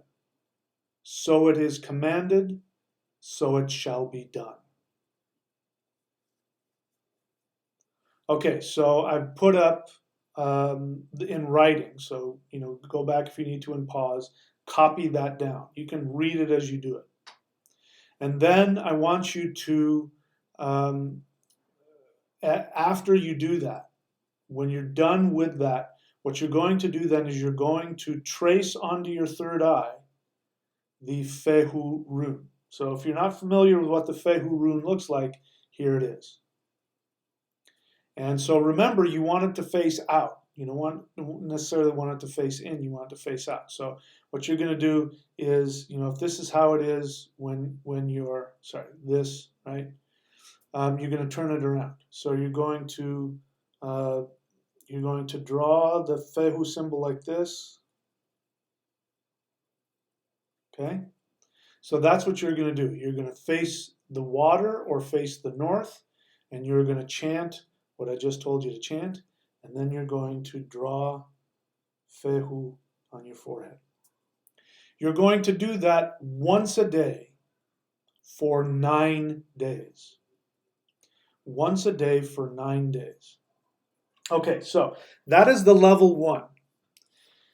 You can go ahead and try that if you want. Again, do it for 9 days. Let me go through some things that may be helpful for you to know as you go into this. So one of the questions that I've always had, ever since I, started following spiritual practice, is questions about manifestation and why, for me, manifestation was so difficult. Because I would this manifestation, law of attraction, the secret, none of this is new. This is what spiritual people, or what we might call the New Age, has been teaching for hundreds and hundreds and hundreds and hundreds of years. There's nothing new about it. But clearly there are some people that have difficulty doing it. Now, what you hear in the law of attraction, which I talk about extensively, which I believe is a limitation, is that you are told that what you need to do is just believe that you have it, and when you think about whatever it is you want, money, cars, houses, love, whatever it is, you have to put these happy feelings. And imagine that you have it, believe that you have it, and feel really good about it. Here's the problem with that. Problem with that is that if you're like me and you've been, gone through difficulties when it comes to manifesting, you may not be able to make yourself happy and believe it. So right there, you're screwed. Because if, you find yourself doubting, then all of a sudden you're going to go, oh, it didn't work because I doubted. And then you have this easy out of why it didn't work. Well, I didn't believe it. I didn't manifest enough happy feelings to connect with it. So let me just share with you, you don't have to be happy. That idea of if you put happy feelings toward and said the happy feelings out, it'll come to you. That's not that that's untrue. It only works for people whose three minds are united and they don't have any conflict. And I'm here to tell you that in my experience, the vast majority of people out there have conflict when it comes to manifesting something, usually everything. So let's get rid of that mind game of, am I feeling right? Do I have the happy feelings? Let's get rid of that. Because that's just a trap that's just going to hold you back. My experience is that you don't have to have the happy feelings. If you have them, great. Happy feelings, in my experience, do one thing very well, which is they motivate you to take action towards what you want. That's a good thing. That's the reason why those happy people who seem to have it all together, who can say, you know what, I wanted $1 million and I went out and got it, is because they're aligned. They don't have a conflict. So it's easy for them to feel happy about something that they want. It's also easy for them to go and take action because they know they're going to get it. So they just go out and take action towards it. If you have doubt, there are some people, and some of you I know are listening, when you start to think about making your life better, becoming successful, you start to go through a lot of conflict. You might even get depressed. You might even, the more you think about changing your life and getting more successful, you might find yourself wanting to just stay home and watch television because you feel so bad. That means you've got major unconscious conflict. So one of the things we need to do is just get comfortable with being uncomfortable. This is the great thing about ritual and runes. Ritual and runes cuts through all of that mental game about having to feel good and goes right into the hacking of the unconscious mind.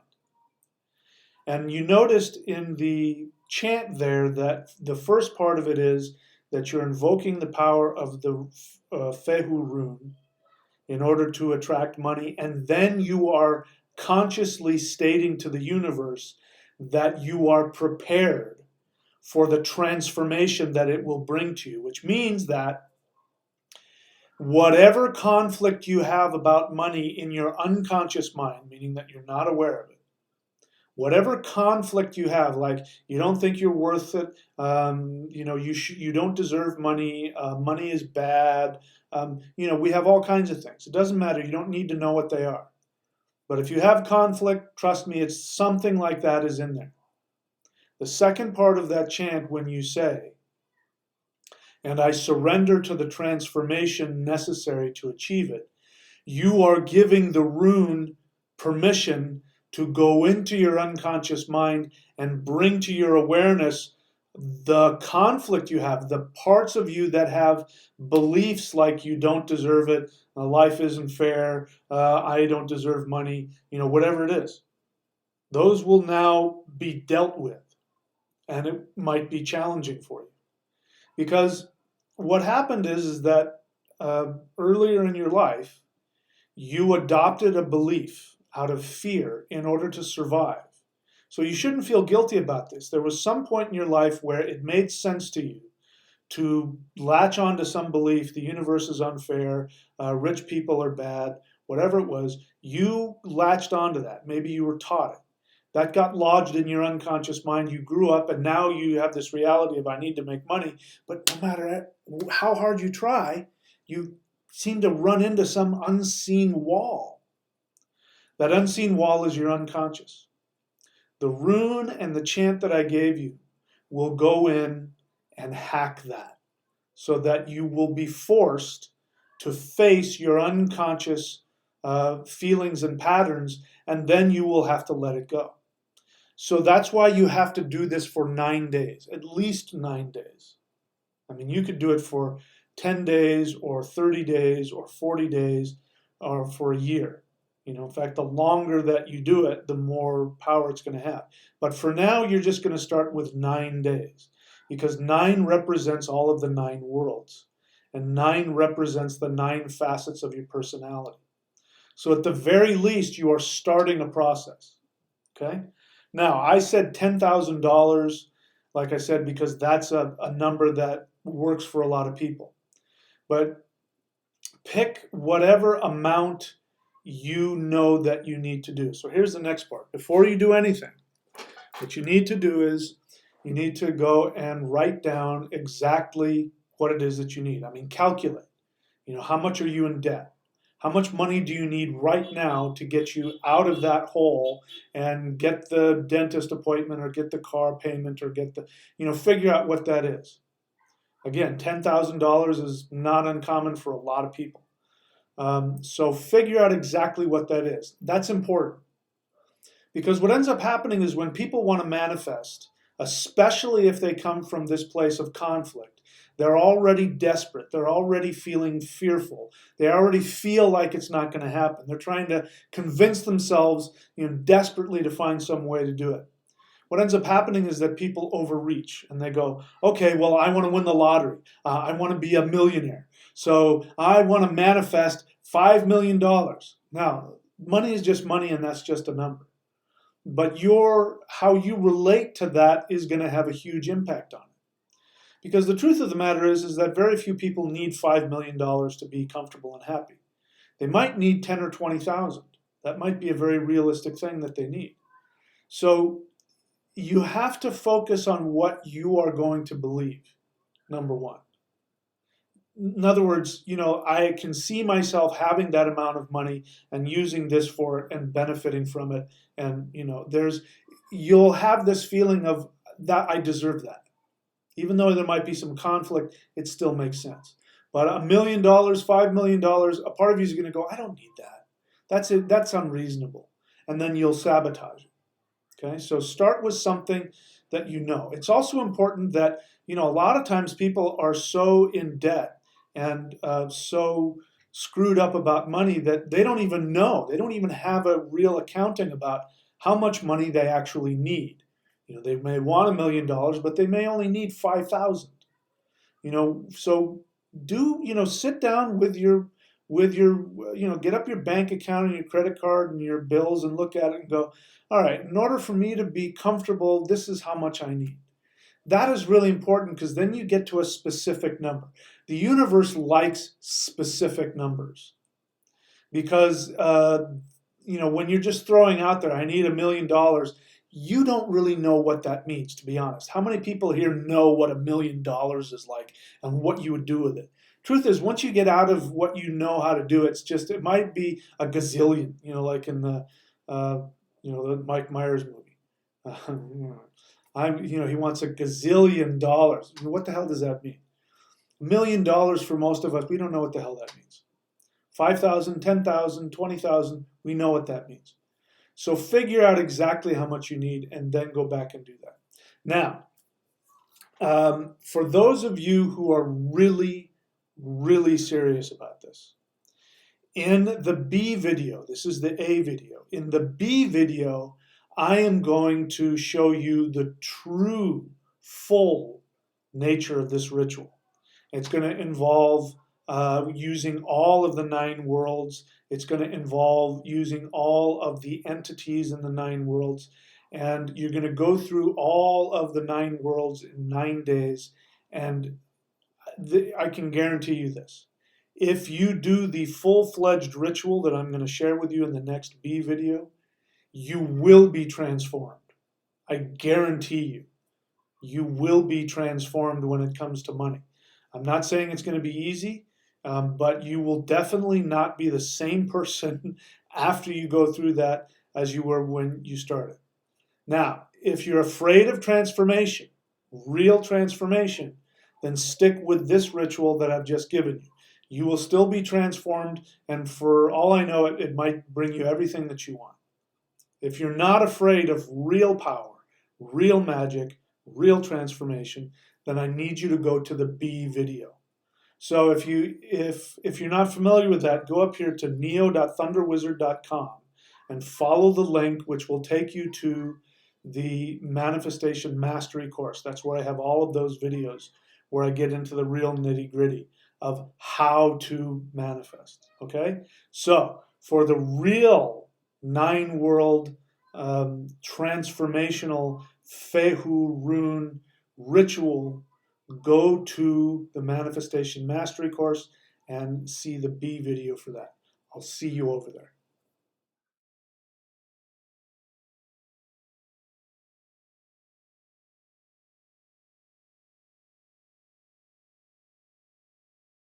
Real esoteric spirituality without all of the fluff, without all of the nonsense. This is the thunderwizard.com YouTube channel. Click.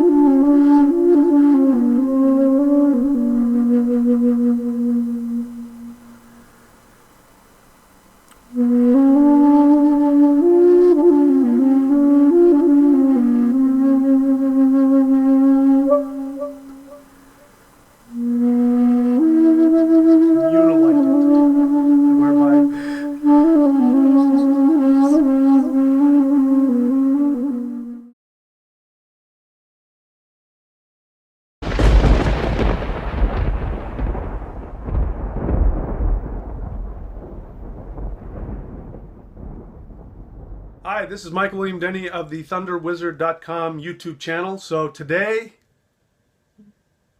I want to talk to you about the 5 rules that you need to know in order to master the matrix. If you understand these 5 rules, not only will you be able to master this computer program, which we call the matrix that we live in, but you will never want to leave. You will have so much fun. Anyway, so let's get right into it. So the first rule of the matrix is that you need to remember that you programmed the matrix. You have chosen to be here. Your soul is infinite. It is not limited. You have not been created by any deity. You created yourself. There is nothing out there that has the power to control you, manipulate you, or victimize you unless you allow it. That's the first thing you have to remember. You created this matrix. When you remember that, you will begin to wake up within the dream. It's what I call waking up within the dream. When you wake up within the dream, then this life becomes like living a lucid dream that you have control over. Okay? So that's the first rule, is that you created the matrix. Now, when you created the matrix, your soul was in, call it heaven, wherever you want. Your soul was in infinity. And your soul was aware that it was completely infinite and it was completely omnipotent. But it still wanted to learn and grow. So it created this matrix, which we call human life. It took its infinity and it narrowed itself down and limited itself to this 3-dimensional physical meat bag, which we call a body. And within this meat bag, now this is how we interface with the 3 dimensions of the matrix. Okay? Now, you created your story. Now, just like a video game, you pick an avatar, right? And you give your avatar a name, and you pick the shaman, or you pick the warrior, or you pick the elf, or whatever it is. So you picked whatever your avatar is. And you also picked all of the characters and the circumstances in your video game. So that means everybody that you interact with, they're characters that you wrote and put into the game, including me. Okay? And so that means that every major circumstance that you go through, positive or negative, is something that you've chosen. So it's either something that you specifically wrote into the storyline, or you wrote in potential outcomes for different actions. You know, it's like if you open this door, it goes down a whole nother thing.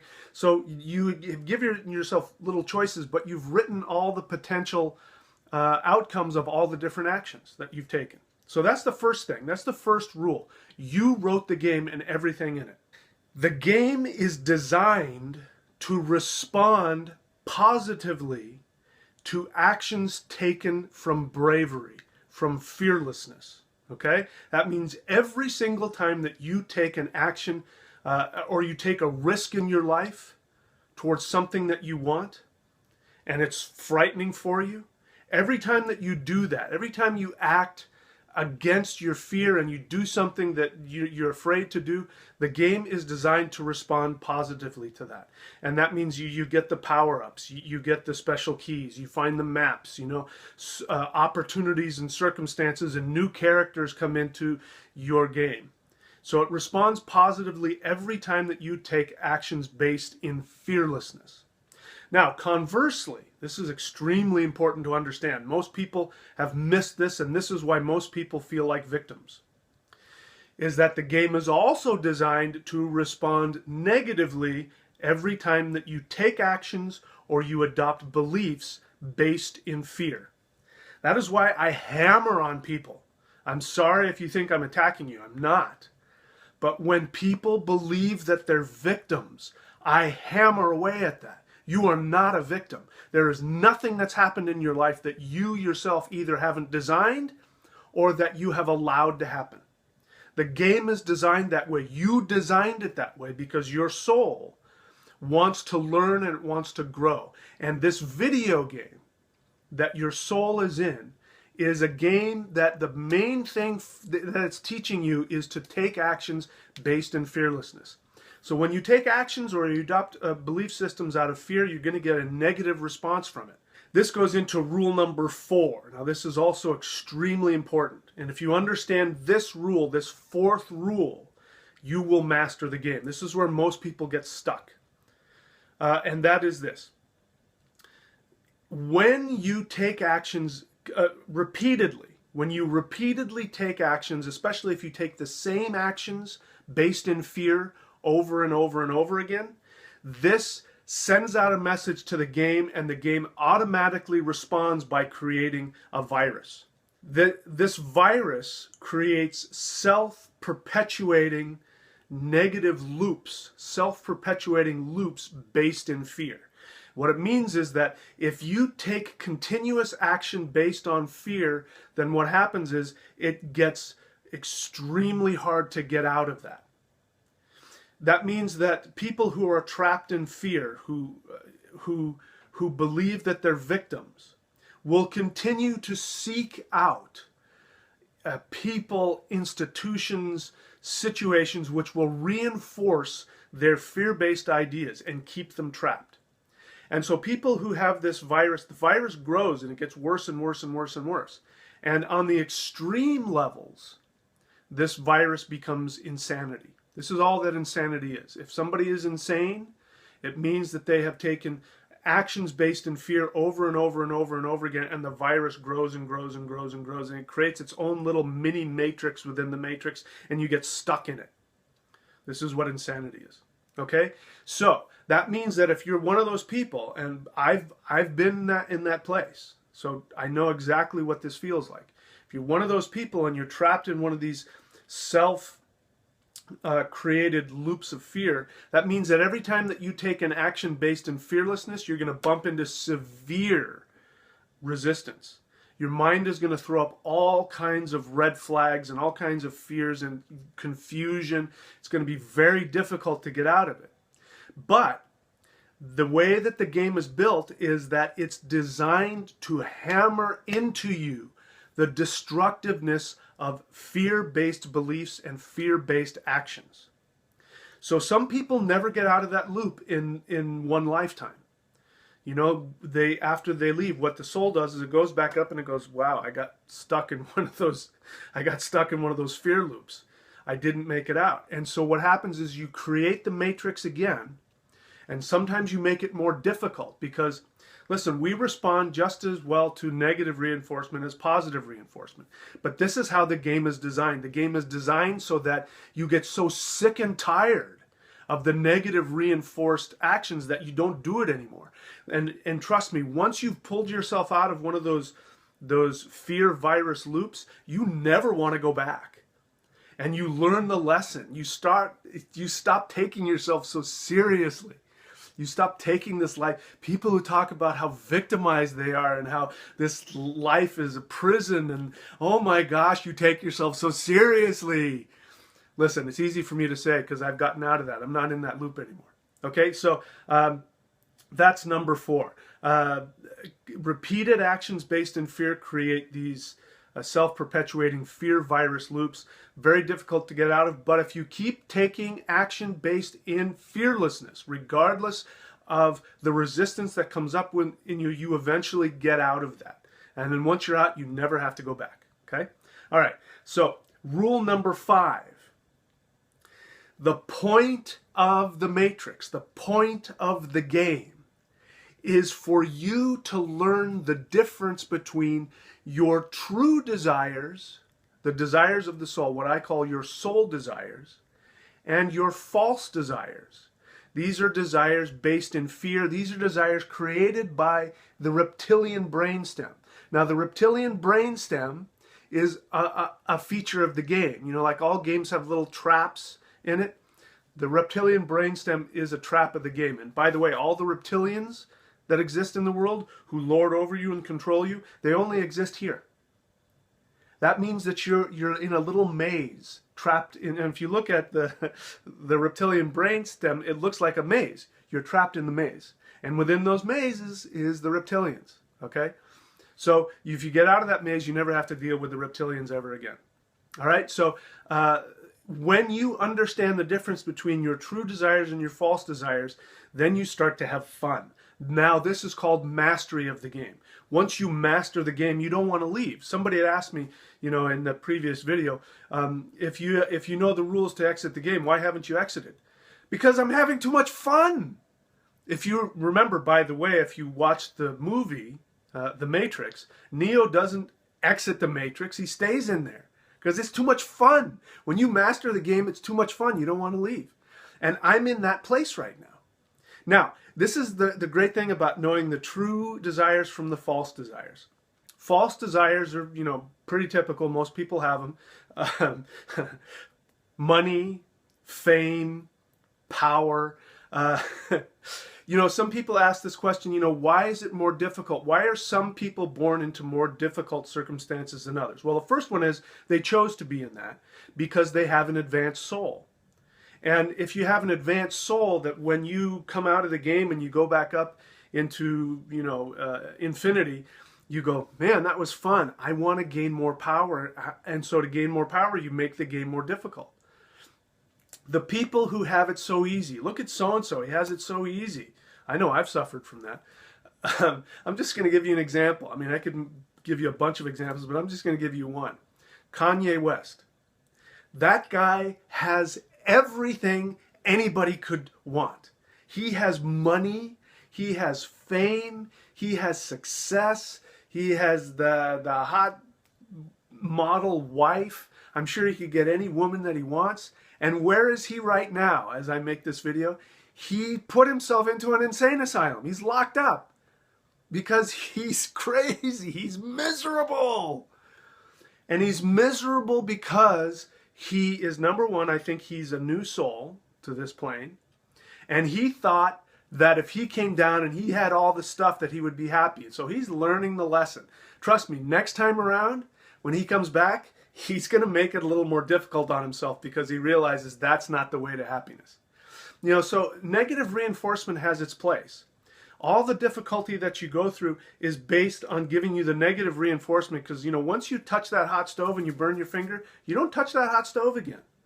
Okay? So, anyway, these are the 5 rules of the Matrix and how to master it. Now, I want to respond to some very very legitimate responses to my previous video, which is that everything that we've experienced in life, we've chosen. And people would say, why in the world would somebody choose to be abused or raped or killed or tortured? It's a really good question. The reason that people choose to do that is because, like I said, these are advanced souls who either have made mistakes in previous lives, that they've gone down the path of false desires, and they really want to learn the lesson.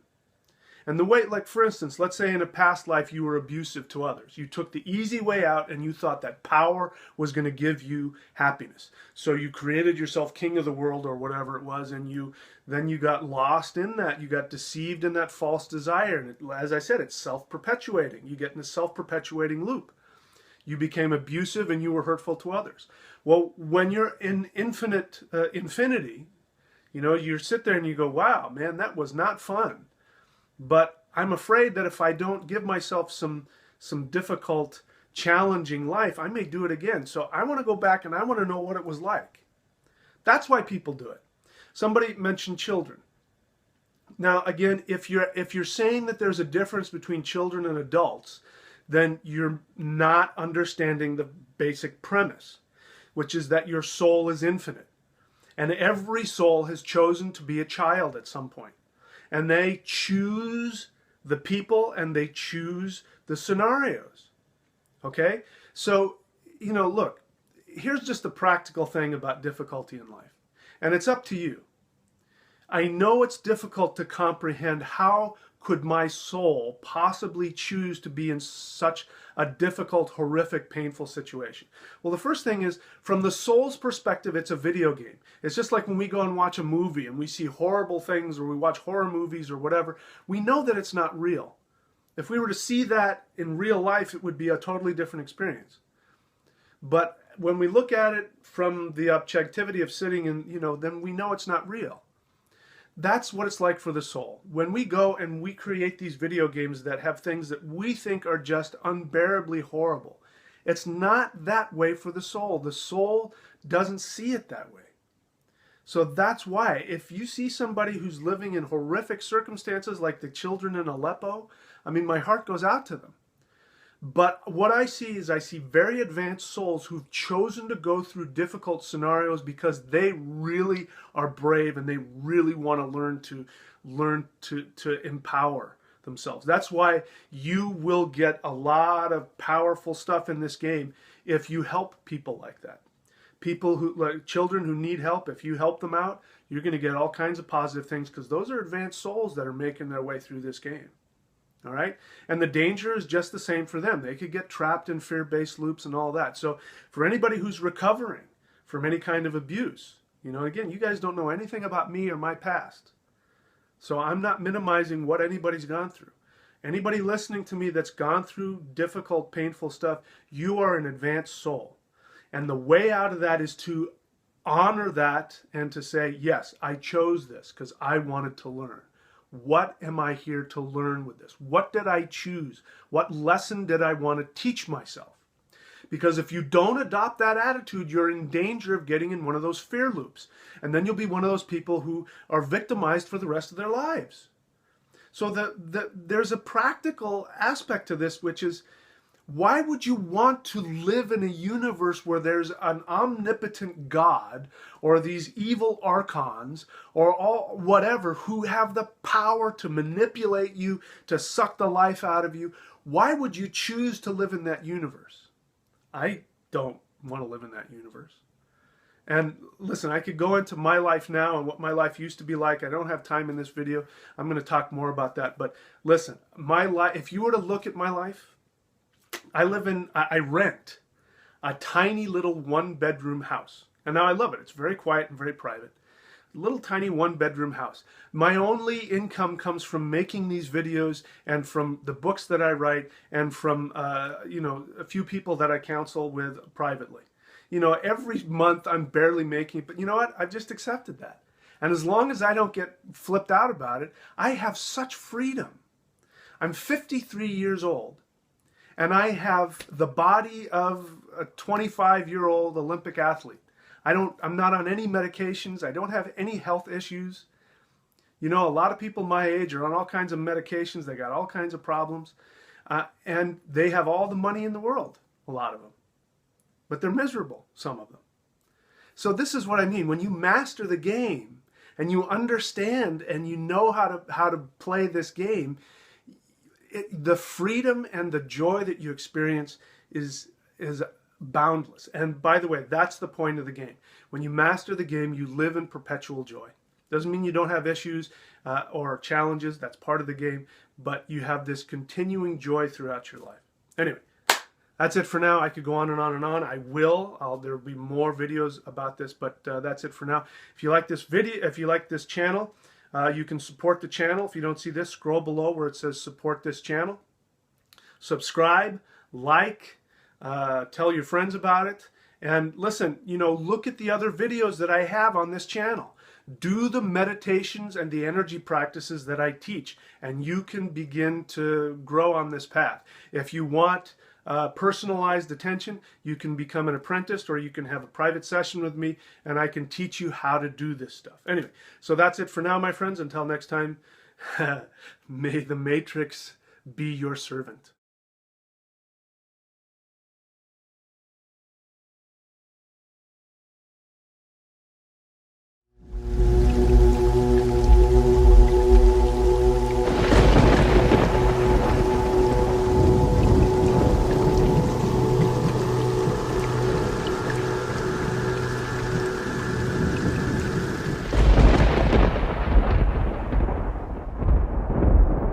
Real esoteric spirituality without all of the fluff, without all of the nonsense. This is the thunderwizard.com YouTube channel.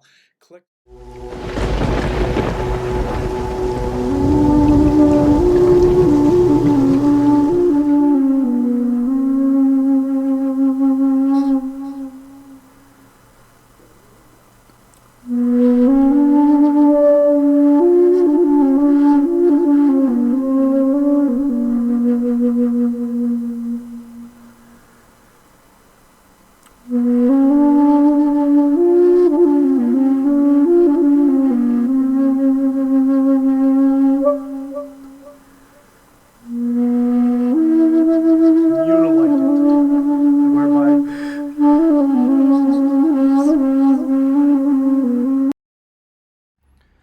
All right, everybody. So we're back. That was the Manifestation Mastery course, marathon number 4, with the original video that I put on the channel 5 years ago, the 5 rules to master the matrix. You know, I was sitting there, you know, I'm listening to it as I'm doing other stuff, getting prepared to, you know, just monitor the live stream here, and I was listening to myself 5 years ago. That was me 5 years ago, talking about where I lived.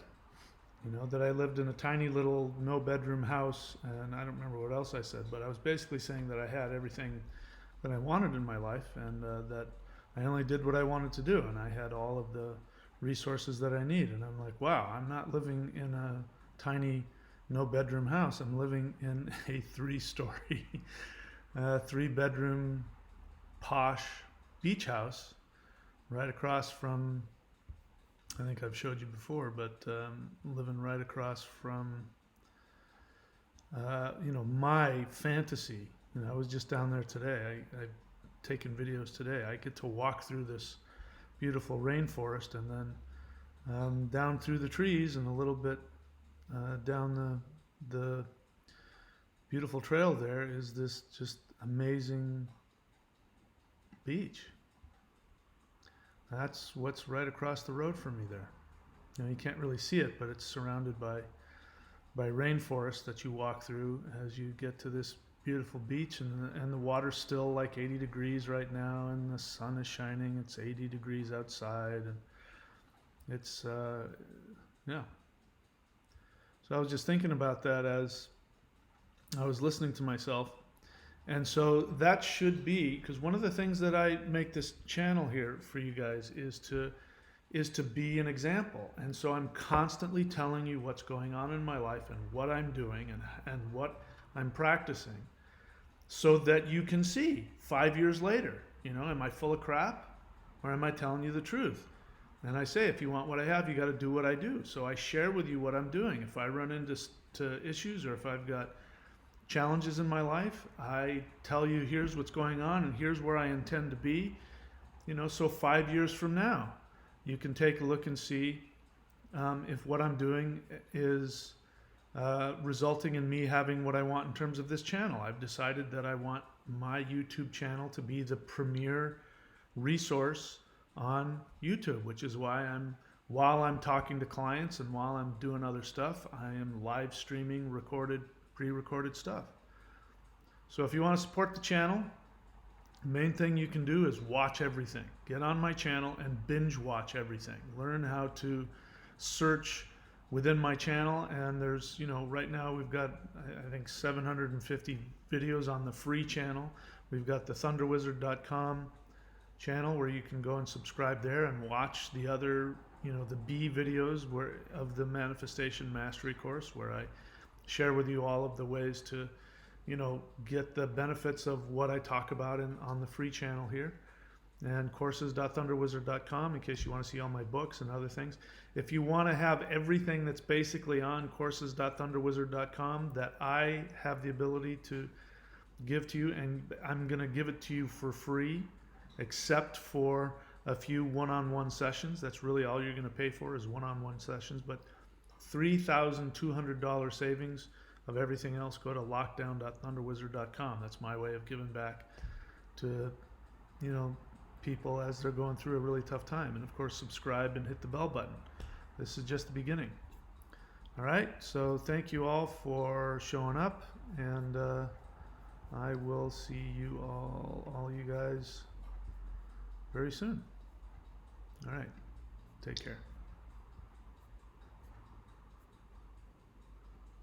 Sorry, what am I looking for here? I'm looking for this.